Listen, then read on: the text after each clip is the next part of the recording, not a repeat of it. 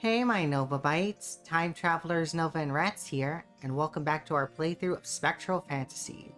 Last we left off, Cyrus invited us to his manor for a sleepover, and we learned about his tragic backstory. Later the following day, you stretch your arms above your head and recline back in your chair. All done with work for the day, which means now it was time to pack for your sleepover at Briarwood Manor. You pack a small duffel bag with everything you could possibly think of. Your laptop and phone, bringing along several extra power banks was obvious if you wanted your devices to last the whole night. But you also remembered your hairbrush, toothbrush, and toothpaste. Cyrus said the bedroom he had was in good condition, so you held off on bringing your pillow, but you did bring a small throw blanket just in case. Then it was time to pack food.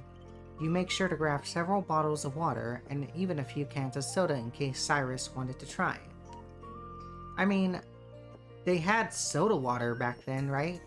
Or sugar water back in the 1800s? Wait, can he even eat or drink anything? Probably, but it'll probably taste like nothing to him. You'd have to ask him. It's not like you get an accurate answer trying to look it up online.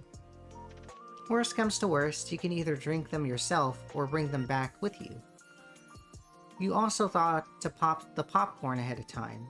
It's not like Cyrus had a microwave, or electricity for that matter.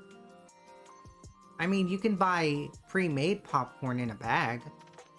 It's not like Cyrus needs a microwave popcorn or a stove popcorn to pop. So after tucking a large bag full of fresh popcorn into your duffel bag along with everything else, you were ready to head out. The mechanic had finished up quickly on your car, so you didn't even have to ride your bike to Briarwood Manor while awkwardly lugging your bag. And Briarwood or Briarwood, I may mispronounce this, and if anyone is watching, sorry if I mispronounce this word. I'll just refer to it as Briarwood Manor from now on. Not even 20 minutes later, you were knocking on the front doors of the mansion with an eager smile on your face. Like the last time, the doors swung open by themselves and you stepped into the foyer. However, unlike last time, there was no cute ghost boy waiting to greet you. Though, as promised, Cyrus did have the candles lit for you. Still feels welcoming. The smile on your face turns to one of confusion as you begin to look around the room for him. Cyrus, I'm here. You try calling out for him, your voice echoing slightly in the large empty room. Weird. Maybe he was busy doing something. You half expected him to rush down and greet you like an openly eager puppy when you got here. As you're debating whether or not to go look for Cyrus, you feel the temperature in the room slightly drop, causing you to shiver. And before you even have any time to react, you feel a pair of chilling hands squeeze your sides from behind. Boo! You swear your heart skips a beat. And not just entirely from surprise. The close proximity of his voice in your ear caused an obvious flush to spread across your face.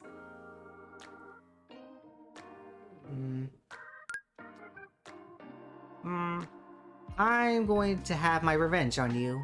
Although, I kinda did like it, Cyrus. Not gonna lie. Please, I'll gladly take whatever form of revenge you come with in exchange for a reaction like the one you just gave me.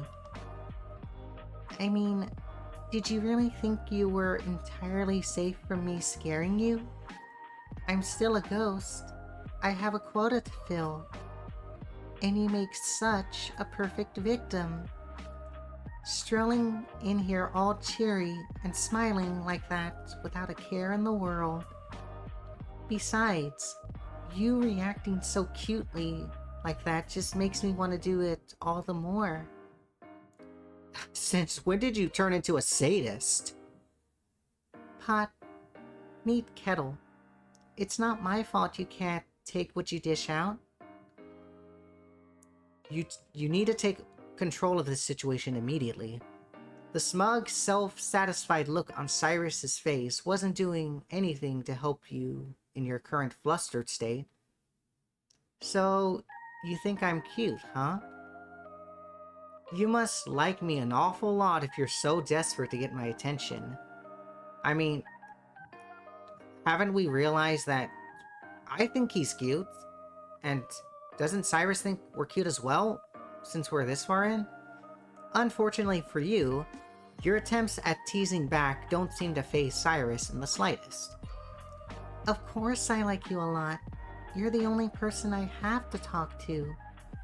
His smug grin gets bigger. What's your excuse? A noise akin to a verbal keyboard smash leaves your mouth, and you feel your face heat up even more. I brought stuff for a movie night! You quickly exclaim, desperate to change the topic to literally anything else. Cyrus rolls his eyes at your outburst, smiling. I suppose I'll be the bigger person allowing you that pitiful attempt at changing the topic. Come on, I want to show you the room you'll be staying in tonight. His voice softens considerably as he mentions the room, and he gestures for you to follow him up to the second floor. Much to your surprise, Cyrus leads you to the bedroom with the dresser blocking the door that you found on your first night in the mansion. Cyrus quickly phases through the door and you hear the dresser being pushed along the floor from inside the room. A moment later, Cyrus swings open the door to allow you entry into it. The lock on this door has been broken since before I died, he explains, gesturing to the large dresser that was previously blocking the door. So, I had to use an alternative method to keep people out. He smiles as he sweeps his arm towards the room as if showing it off proudly. This is my sister Lottie's room. Well, it was at one point. I know she's gone now, but this will always be her room to me. You give him a sympathetic look, ready to offer comfort if he needs it. Are you sure you don't mind me staying in here? I don't mind using a couch to sleep on. I would sleep on a couch for you, Cyrus. This is your sister's room after all, honestly. Cyrus quickly waves off your hesitance and offers a faint smile. Not at all. I wouldn't have offered it if I minded. I trust you, Temporal. You feel your heart flutter at his words and return his smile. Thank you, Cy.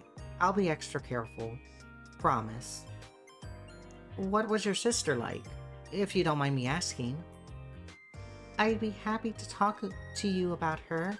We were close growing up. Here, get comfy.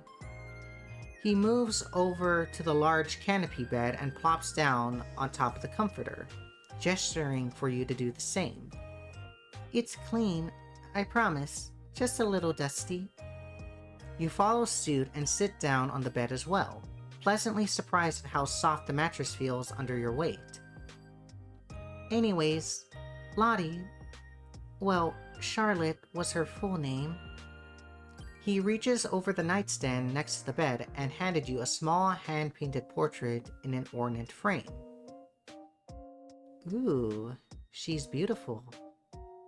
I have photos of her, but seeing her in colors is more special, even if it's a painting. You carefully take the painting from him and admire it with a gentle gaze. She's beautiful. I can definitely see the resemblance. You hand it back to Cyrus as he returns it to its place on the nightstand. She was 5 years older than I was. She was the best big sister I could have asked for. She always played with me when we were kids and put up with my stupid childish requests despite being far more mature than I was at the time. He smiles at the fond memories, his body relaxing back onto the pillows at the headboard. My parents weren't home often when I was growing up. My father was a banker and went out of town a lot for business trips. My mother was a music teacher, so a lot of her time was spent at her students' houses. So it was really just Lottie and me more often than not. The servants tolerated us, of course, but they had no interest in playing along with kids. My parents weren't bad or anything. They just didn't often have time for us. I can't even imagine what it would be like growing up in such a massive house without anyone to keep you company. I'm glad you had Lottie growing up. I know a lot of siblings that don't have such good relationships with each other. I know. I was a lucky kid in retrospect. Lottie was caring and kind, but also had the nastiest temper I've ever seen. He suddenly chuckles, pretending to shiver at the memory. Hell hath no fury like my sister scorned. One time, she went after one of her suitors with a fireplace poker because she found out he was cheating on her. I've never seen a man so terrified.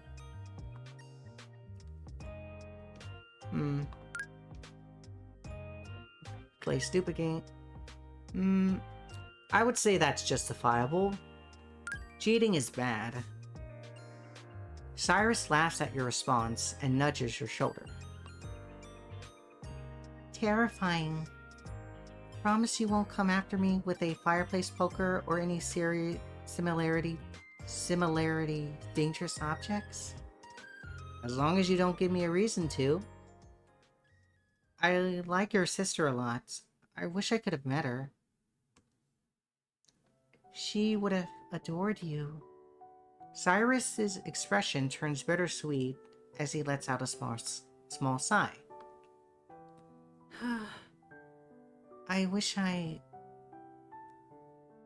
that I could have seen her for at least one last time. You scoot a bit closer to him on the bed, your shoulder touching his. Sigh. I hate it when I can't leave the manor's grounds. I would have followed my family and things wouldn't have ended up like this. I'd still be dead, but at least I could still be with them and interact with them. He suddenly turns and wraps his arm around yours, squeezing you tight against his body. I miss them so much, Temporal. I'd give anything to be able to walk with them one more time. Cyrus mumbles quietly, his voice shaky and full of emotion. You feel your shoulder growing slightly damp and realize he's crying. I'm sorry, Cyrus. You hug him a little closer and rub comforting circles on his back, not really knowing what else to say. There was no possible way for you to fix the situation for him. All you can do was provide comfort that he most likely never had since becoming a ghost. After another minute or so, Cyrus finally loosens his hold on you and pulls back. He takes a few shaky breaths and brings his sleeves up to wipe his eyes. I'm so sorry. I didn't mean to break down on you like that.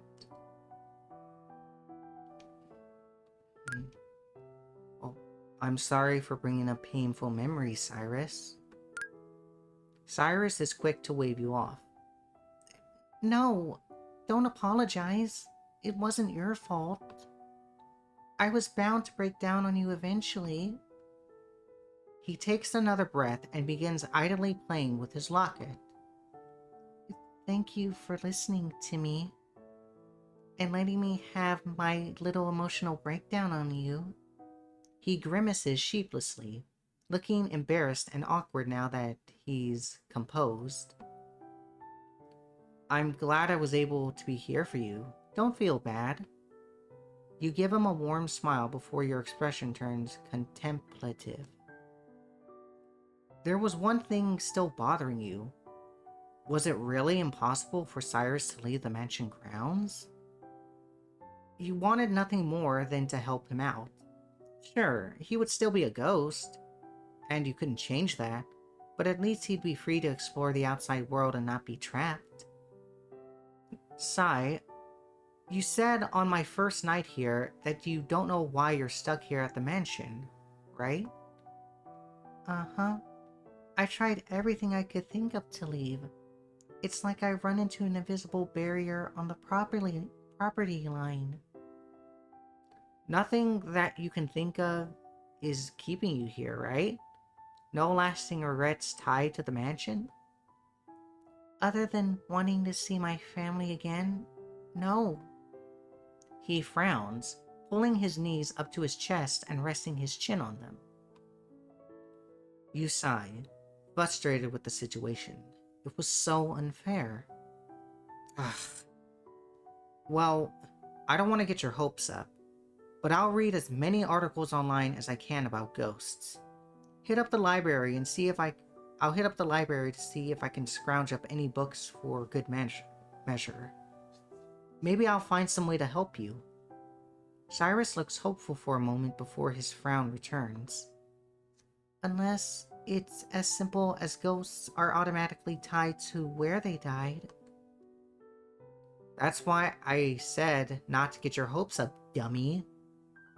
You reach out to ruffle his hair in an affectionate manner. If it does come to that, I'll still visit you as often as I can to keep you company. You're not going to be alone again. Until you die. He mutters under his breath, now pouting with his eyes trained on the wall.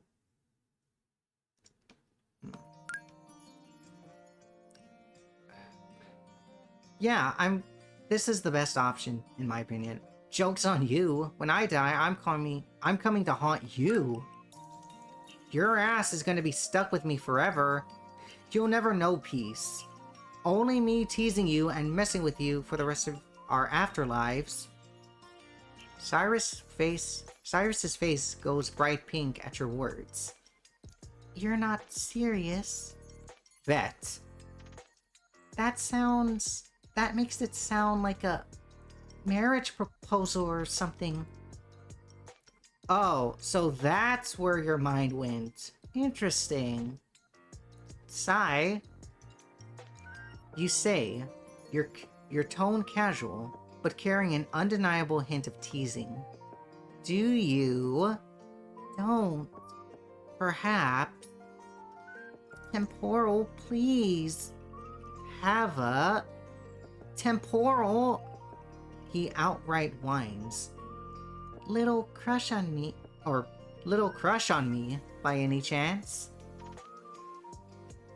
Cyrus? Cyrus looks as if he wants to crawl under a rock from how flustered he looks. Rather than respond, you see his form turn even more translucent than it already was, and he quickly phases down onto the bed and out of sight. Naturally, you burst out laughing. Cyrus, come back! You don't need to be so shy. Shut up!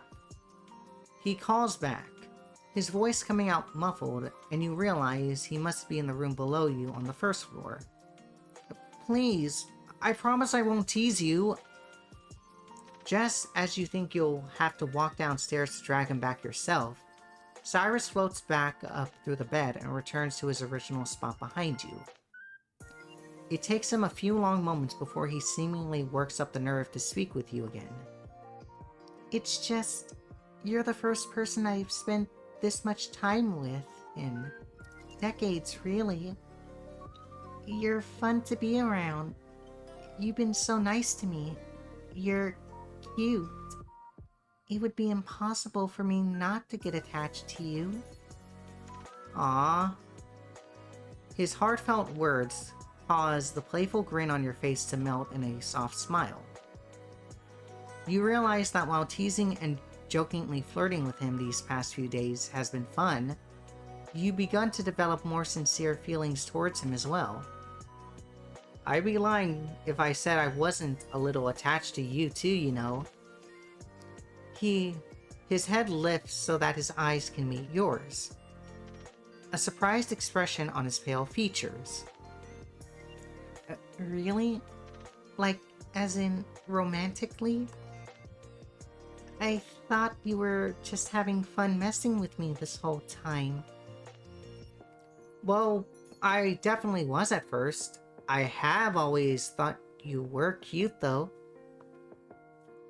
I know it's only been 3 days since we met, but we spent a ton of time together over the course of them.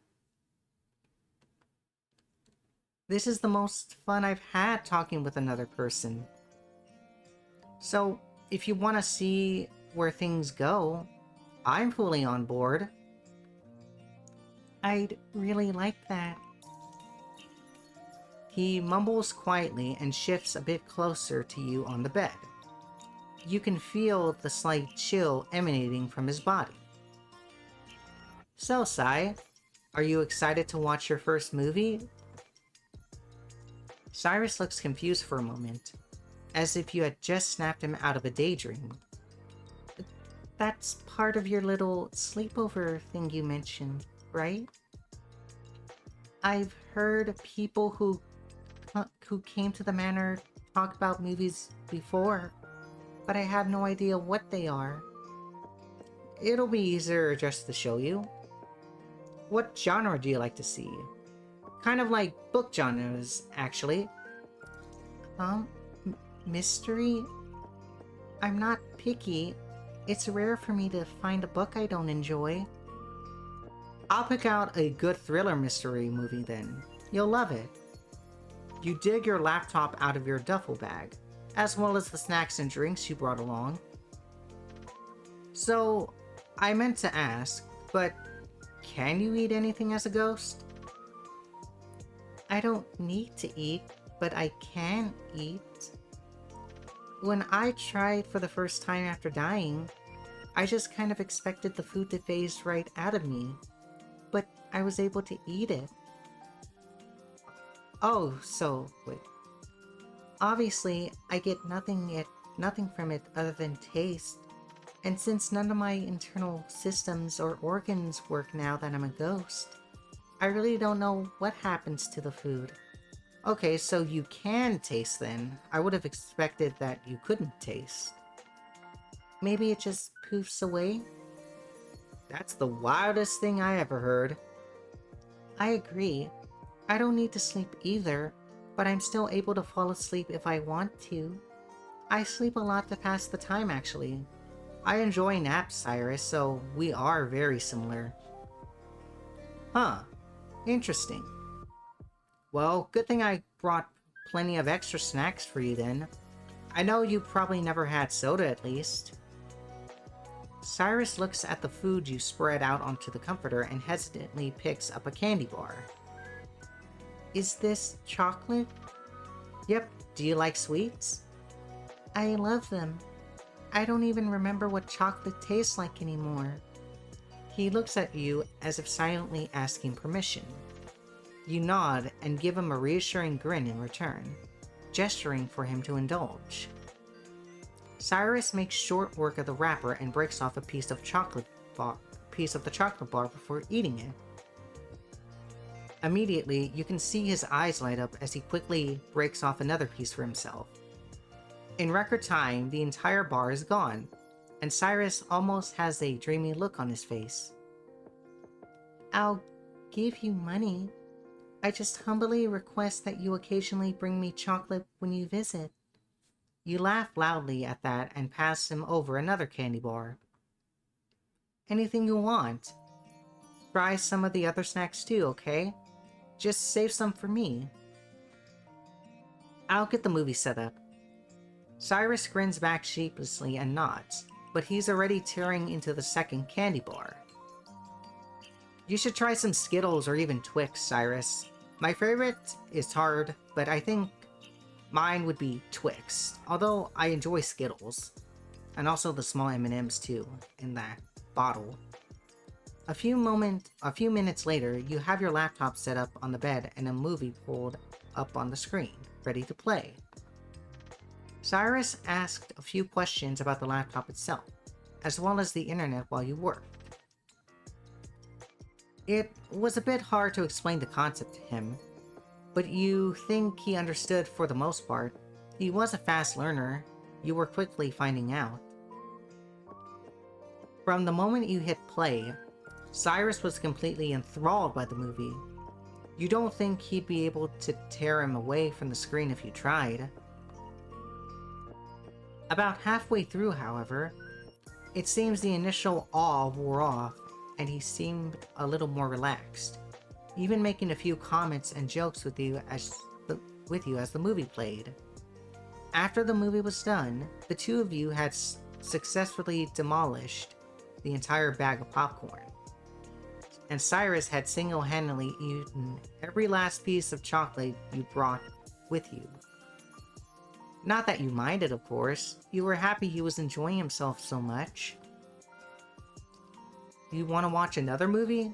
I think a horror involving a haunted house would be pretty ironic. You'd be willing to show me something that could give me new ideas to scare you? How brave.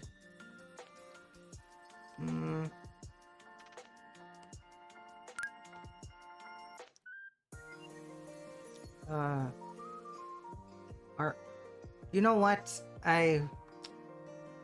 The ghosts in horror movies tend to be more dangerous, let's say.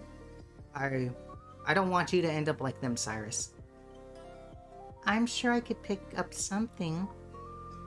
I could use some new material. In any case, I think a horror movie would be fun. Want better settling than a literal haunted house? You look over at him with a smug expression on your face, reaching up to teasingly poke his cheek with your fingertip. You don't get scared easily, do you, Sai? I'm a ghost. What could there possibly be for me to be afraid of? Besides, I read plenty of horror novels.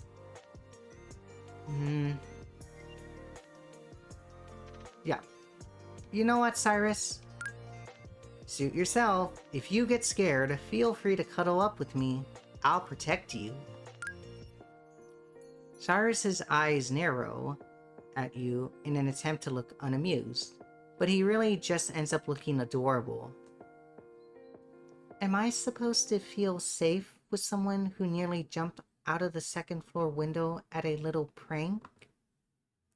That causes you to let out an indignant gasp.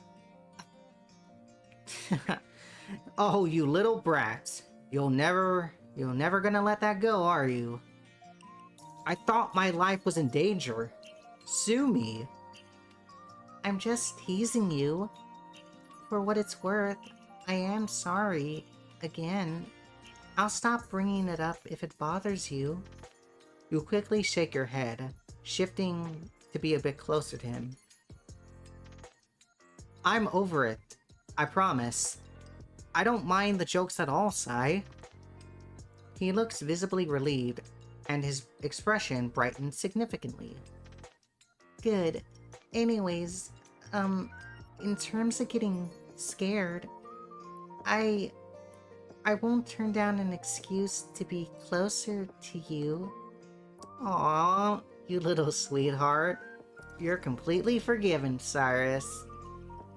Alright, as much fun as it is going back and forth with you, let's start a movie before it gets too late. You click play on the horror movie you pulled up before reaching over to grab the throw blanket you brought with you. While the opening credits play, you drape the blanket across yours and Cyrus's shoulders, causing his eyes to widen in surprise and his face to flush. You'll thank me later, he explains, as you grab one of the pillows on the bed to rest your lap lap for when you inevitably need to hide behind it. It's cozy. You're so warm. He mumbles under his breath, his already soft voice nearly inaudible. Rather than tease him more, like you normally would, you simply shift a little closer and settle in just in time for the opening scene of the movie to start. You quickly find out Cyrus is in fact not good with horror movies, which works, because neither are you. By the third jump scare, you got a death grip on the pillow and he's about to tear holes in your shirt from just how tight he's holding onto your sleeve. Halfway through the movie, you both graduated to clinging to each other, the both of you staring wide-eyed at your laptop screen, unable to look away. Maybe this was a bad idea. Do you want to turn it off? We don't need to finish it. Cyrus quickly shakes his head. No, I need to see how it ends. I don't care if I end up traumatized. Fine, but you owe me.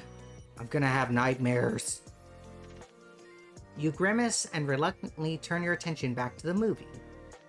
Somehow, you manage to make it through the rest of the movie without screaming, or otherwise embarrassing yourself. At least you can rest easy knowing Cyrus was just as scared, if not more so than you were.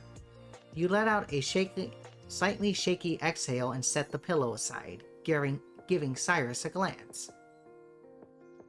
Well, what do you think of your first horror movie? The next one I watch with you is going to be during the daytime. I like the story, even if the idea of a vengeful ghost is overdone, even by my time period. Though, I can see why people are so afraid of ghosts, if this is your perception of them. I can consider giving you a pass for almost jumping out the window. See? Sweet, sweet validation. I wouldn't have ran if I knew you were so cute and non-threatening. I can be plenty threatening if you want to be, if I want to be. Besides, are you sure this is the hill you want to die on after just watching a horror movie? Absolutely. You're adorable. In an instant, Cyrus disappears from his spot next to you. You quickly scan the room, but you don't see him anywhere. Seriously, you pulled the stunt earlier. You need new material. Before you can finish your sentence, you suddenly feel chilly breath on your ear, and his voice whispers from behind you. Boo! Smiley face. You let out an embarrassed squeak and quickly turn to smack his now visible arm as he returns to his spot next to you. Ah, you brats! Told you I could still scare you. Despite the fear you felt from his prank, the blush across your cheeks refuses to go away. If anything, they turned a darker shade of pink. You silently hope that the dim candlelight in the room works in your favor and Cyrus doesn't realize the extent of the effect he had on you. The smile fades off his face, replaced by one of mild concern as he observes you. I didn't actually scare you that badly, did I? Come on, look at me. Are you alright? Absolutely not. He is not going to see you all flustered like this. You'd rather die and become a ghost yourself. You angle your body until your back is to him. I'm fine, don't worry. Curse the unsteady quality of your voice. Cyrus hums thoughtfully behind you and you hope he'll drop the topic. Then, without any warning, his spectral form appears right in front of you, causing you to cry out in surprise. Before you can hide your face, Cyrus seemingly comes to a conclusion for himself and a teasing grin appears on his lips. Temporal, do you perhaps enjoy me scaring you? That's it. You're going to find the nearest heavy object and bash your head into it. You rather die than face his mortification. You stare at him wide-eyed for a few moments as your mouth opens and closes, but you're unable to muster up a response. Of course not! Who would like being scared? You, apparently. If it makes you feel any better, most of the visitors I get are people here for the same reason. He pauses before shooting you another teasing smirk. Though none of them have ever blushed over me scaring them.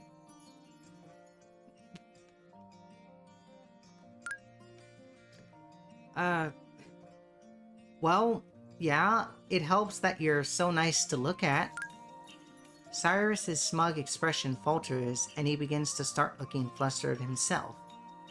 I don't understand how you could casually compliment me like that, you know? It's like it's effortless for you to turn the tables on me whenever I get the upper hand. I'm not like this normally. I'm comfortable around you, is all, Sai. Cyrus pouts for a brief moment before it melts into a gentle smile. And then you catch me off guard by saying something sweet. You really are a menace. Anyway, it's getting really late, isn't it? You need to rest. You glance at the time on your laptop and see it's nearly 2 in the morning. Time really flew by watching movies with Cyrus. I probably should. Yeah. Are you going to try and sleep? I might, for a little while, to pass the time until you wake up in the morning. Do you need anything before bed? Extra pillows? Blankets? I know it's probably chilly for you in here. I'll be fine. Don't worry. But thank you, Sai.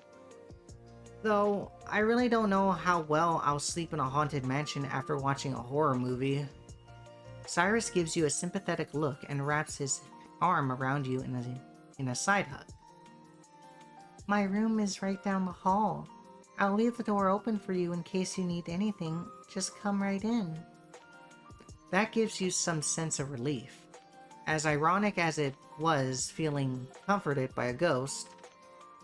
Thanks. In that case, I'm gonna get ready for bed. I had a ton of fun tonight, though. How did you like your first sleepover movie night? I want to do it again. And again. And again. This gets a laugh out of you, and you reach over to give his hair a soft pat. Definitely. I wish I could take you to an actual movie theater. You sigh, remembering his predicament. You would definitely have to research all you could tomorrow to see if there wasn't something you could do for him. Okay, I'm gonna try to get some rest then. You stretch your arms above your head as you climb to your feet in preparation to start your nightly routine. Cyrus gets up as well and heads over to the door, offering you one last sweet smile. Good night, Temporal. I'm right down the hall if you need me. Sweet dreams. Night, Sai. See you tomorrow. You smile back in return and watch as he leaves the room, shutting behind him. After you brush your teeth and wash your face with the bottled water you brought, you quickly change into some sweatpants and a hoodie you packed, knowing how cold the room might be. Though, after curling up under the thick blankets of Lottie's old bed, you find yourself surprisingly comfortable and toasty. Cyrus mercifully leaves the candles going, so the room wasn't completely pitch black. You don't know if you'd be able to sleep if that were the case. You already feel slightly creeped out now that Cyrus was gone and you were alone in the room. Realistically, you knew you were safe, but that still didn't stop your stupid lizard brain from being paranoid. This was going to be a long night. Still, you got as comfortable as you could and tried to will yourself to sleep. Unfortunately for you, every little creak or groan the mansion made caused your body to jolt and your brain to snap back awake. You were able to put up with it for nearly an hour of this before you sigh in annoyance and sit up in bed. There was no way you'd be able to sleep like this. You sat there, debating for several minutes whether or not to go bother Cyrus. He did say he probably wouldn't be sleeping that much tonight, and you knew for a fact that he wouldn't turn down company, especially from you. So with that, you hopped out of bed and paddled quickly and quietly down the hallway until you saw an open doorway, with candlelight spilling out of the hall. Hesitantly, you knock on the wooden doorframe before poking your head in. Cyrus, who was sitting on his bed reading, jumps in surprise and quickly turns to look at you. Seeing how jumpy he was, especially as a ghost, made you slightly better. Is everything okay? Are you alright? Come in. You walk into the room, your socked feet quietly on the wooden floor. You bite your lip anxiously, feeling embarrassed now that you had to admit to him why you were awake. I don't want to be too clingy. We'll be honest, I was too freaked out to sleep. You confess with a small sigh, avoiding eye contact with him. Cyrus's worried expression melts into one of compassion as he gestures for you to take a seat on the edge of the bed. You do as he asks and plop down on his soft mattress. That makes perfect sense. You're in an unfamiliar place and you're trying to sleep right after being terrified by the movie. This has been my house for the past 150 years, and I'd be too unsettled to sleep right now. Do you think you'd be alright sleeping if I stayed in the room with you? I can just read at the desk or something. Maybe? I don't know. I feel wide awake now. You sigh and rub your eyes, mentally cursing your past self for putting on the movie in the first place. Cyrus thinks for a moment before his face lights up again. In that case, why don't you come with me for a while? I want to show you a place we missed on your initial tour. We can hang out there if you start to feel sleepy. Sure. Thanks, Cy. He smiles warmly in return before leading you out of the mansion and to the back gardens. Ooh. Despite being overgrown and in desperate need of some serious landscaping, the garden was beautiful, especially in the moonlight. Cyrus takes note of your reaction and grins softly at you. Pretty, right? I wish you could have seen it back when it was actually maintained. It'd be a fun summer project to try cleaning it up if you like. I love gardening. I might just take you up on that offer. I'd love to have my hydrangeas back. I don't know what that is. Now, the gardens are only part of what I wanted to show you. See that? He points to a translucent finger towards a small grassy hill near the edge of the woods. That's the ideal spot for stargazing. Interested? Consider my interest piqued. It's a perfect night for that. You give the sky a quick glance, noting how it was completely free of clouds, before returning Cyrus's smile. Cyrus walks with you over to a hill and sits down on the grass, stretching his legs out in front of him. I like this artwork. You sit down beside him and cast your gaze up on the sparkling stars in the sky above you, Cyrus doing the same. There was less light pollution out here in the woods, making the whole experience even better. The two of you sit in the grass in silence for what felt like an hour, before you eventually open your mouth to speak.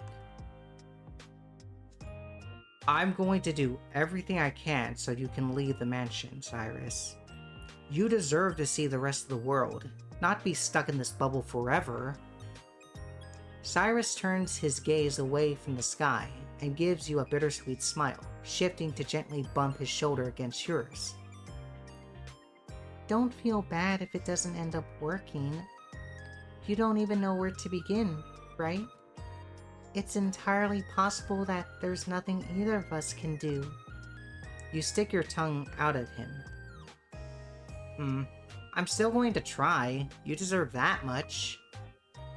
I don't deserve you. You haven't even known me for a week and you already care so much.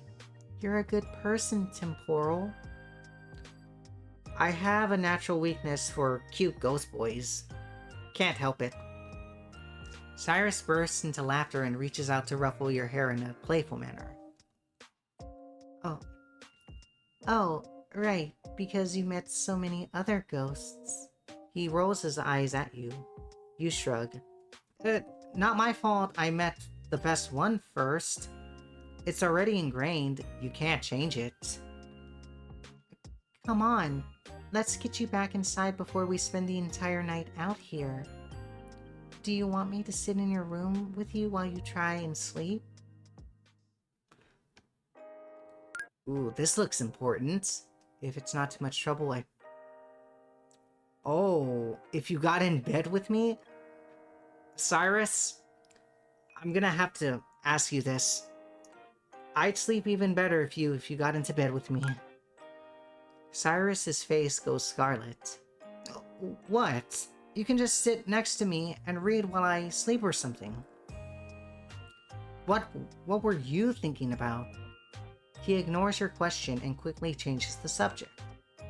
Here, let's head inside. He gets to his feet and stretches before reaching a spectral hand down to help you up. You shiver a bit at his chilly skin as his chilly skin makes contact with yours and climb to your feet as well. He gives your hand a soft squeeze and before letting go. Cyrus walks by your side as the two of you head back into the mansion and up to Lottie's room once again. You climb back onto the bed and settle yourself under the blankets as Cyrus sits down in an armchair by the window. Sweet dreams, Temporal. Here's hoping. Thanks again for staying with me here and taking me out stargazing. Good night, Cy. He smiles sweetly at you before opening his book and beginning to read as you close your eyes and eventually fall into a slumber. The following morning you wake up and are surprised to see Cyrus still in the armchair, although he's fast asleep with the book still open on his lap. I know we haven't finished the chapter yet, Novabytes, but I believe this is a good time to pause, so we'll stop right here for now.